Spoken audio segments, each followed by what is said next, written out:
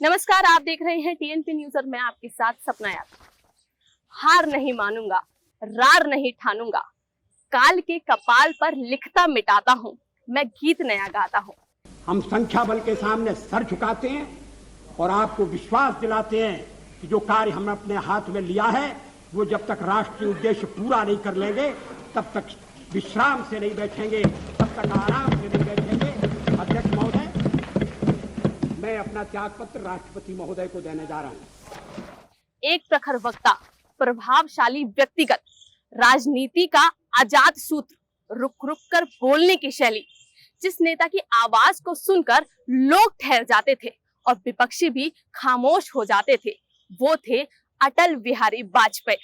लेकिन अपने जीवन के आखिरी सालों में यह नेता बोल नहीं पाया। वाणी के धनी रहे इस शख्स के जीवन का अंत ऐसा होगा शायद ही किसी ने सोचा हो। अपने इस खास कार्यक्रम एक किस्सा में आज हम भारत रत्न अटल बिहारी वाजपेयी की बात करेंगे। वैसे तो पूर्व प्रधानमंत्री से जुड़े कई किस्से हैं जो बेहद दिलचस्प भी हैं, लेकिन हम आपको कुछ ऐसे किस्सों के बारे में बताने जा रहे हैं जिसके बारे में शायद ही आपने सुना होगा। अटल बिहारी वाजपेयी जितने प्रखर वक्ता थे उतने ही हाजिर जवाबी भी थे। 16 मार्च 1999 को भारत और पाकिस्तान के रिश्तों को मधुर बनाने के लिए दोनों देशों के बीच बस सेवा शुरू हुई। अमृतसर लाहौर बस सेवा शुरू करने के दौरान पूर्व प्रधानमंत्री अटल बिहारी खुद बस में सवार होकर लाहौर गए। वहां उनका जोरदार स्वागत किया गया। इस दौरान उन्होंने वहां के गवर्नर हाउस में जबरदस्त भाषण भी दिया। अटल जी के इसी भाषण के दौरान एक पाकिस्तानी पत्रकार ने पूर्व प्रधानमंत्री अटल बिहारी वाजपेयी से एक ऐसा सवाल पूछ लिया जिसका जवाब अटल जी ने बहुत ही अनोखे अंदाज से दिया। महिला पत्रकार ने अटल जी से पूछा कि आपने अब तक शादी क्यों नहीं की? मैं आपसे शादी करना चाहती हूँ, लेकिन मेरी एक शर्त है कि आप मुझे मुंह दिखाई में कश्मीर दे देंगे। महिला पत्रकार की बात को सुनकर अटल जी हंस पड़े और बोले, मैं शादी के लिए तैयार हूँ, लेकिन मुझे दहेज में पूरा पाकिस्तान चाहिए। आडवाणी जी दूल्हा बने। ये तो सब जानते हैं कि अटल जी एक अच्छे कवि थे, पर ये कम ही लोग जानते होंगे कि अटल जी लेटर भी लिखते थे। किस्सा है 1991 का।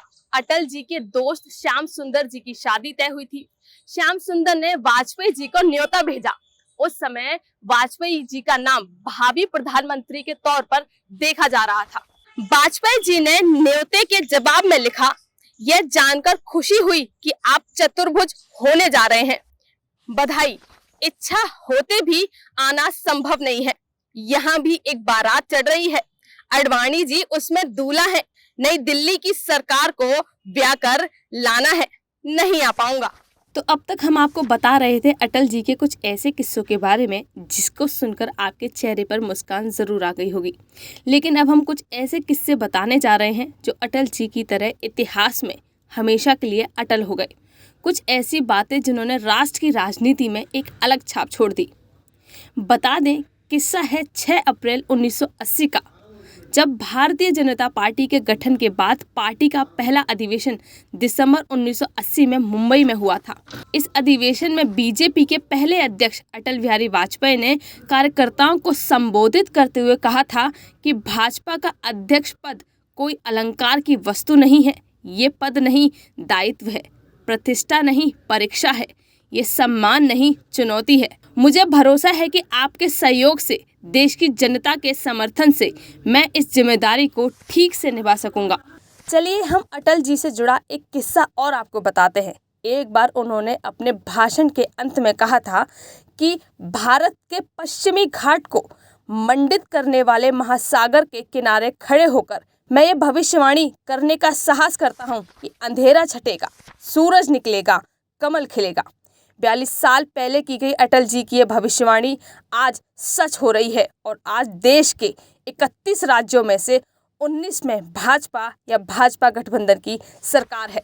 भारत के पश्चिमी घाट को मंडित करने वाले महासागर के किनारे खड़े होकर मैं ये भविष्यवाणी करने का साहस करता हूं, अंधेरा छटेगा, सूरज निकलेगा, कमल खिलेगा। बहुत बहुत धन्यवाद। तो ये थे किस्से वाणी के धनी अटल बिहारी वाजपेयी जी के, जिनको आज भी लोग जब याद करते हैं तो उनकी कविताएं उनके जहन में आ जाती हैं। आगे भी हम आपको कुछ ऐसे ही अनोखे किस्से लाते रहेंगे, सुनाते रहेंगे। तब तक आप देखते रहिए हमारा टीएनपी न्यूज़। धन्यवाद।